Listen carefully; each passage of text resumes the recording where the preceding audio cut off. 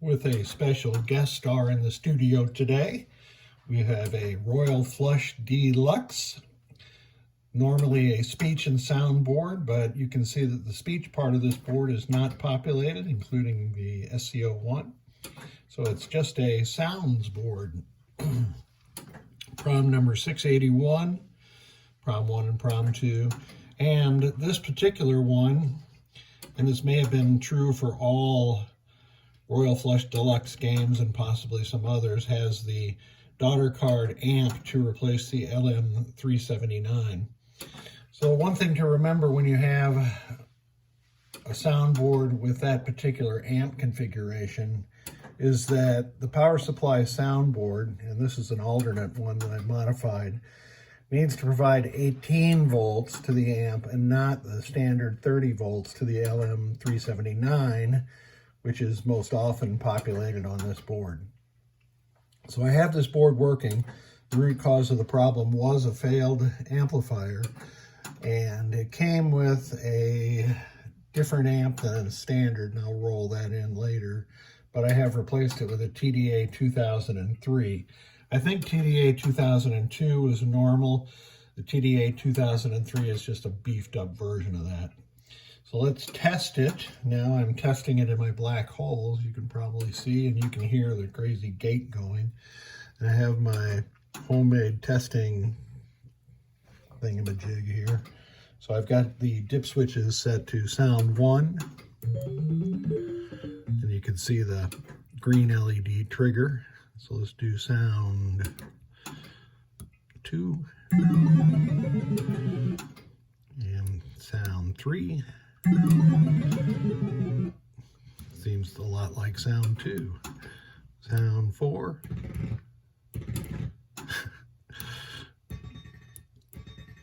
And sound 6. Sounds like a background sound. 7. Let's try to get rid of that background sound. There must be a sequence to get rid of that. That's not it. Sound 8, 9, 10, 11,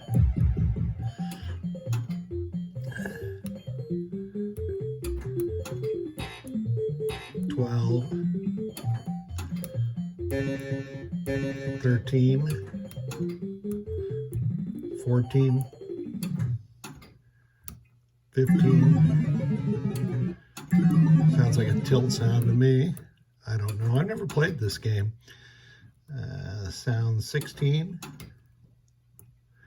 And I wouldn't expect there to be any sounds that sound 16 and beyond because, well, call me a liar. Generally on Black Hole and Haunted House, the sounds that are beyond 16 are voice call-outs. No sound there. That's an interesting one.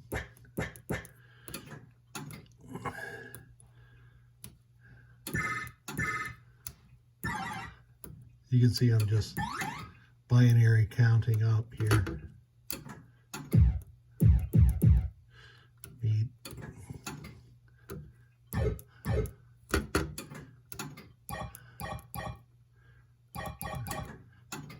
That sounded familiar.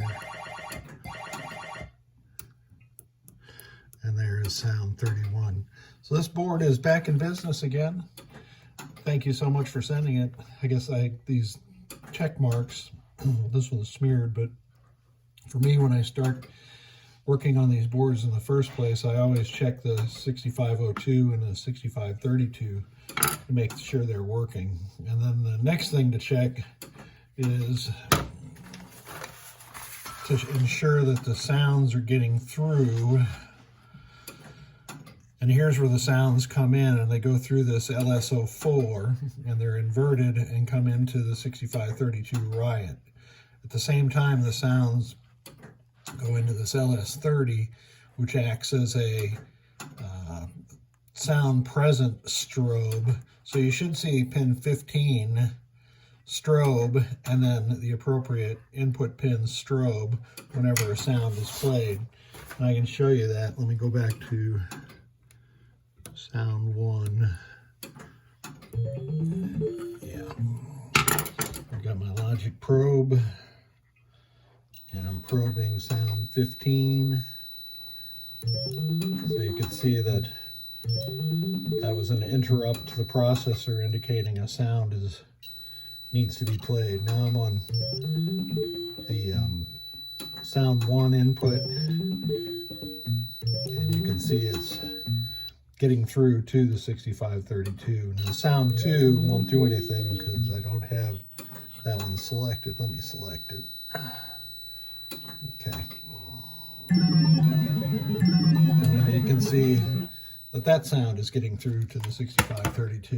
So it's a pretty simple system, really. 6502, 6532. There's a little bit of support logic on here. You can actually follow the sound around on the board with a logic probe that's got one of the piezoelectric speakers on it. So you can check at this LM741 amp and then all the way up to the main amplifier on the board. All done. Thank you so much for sending it.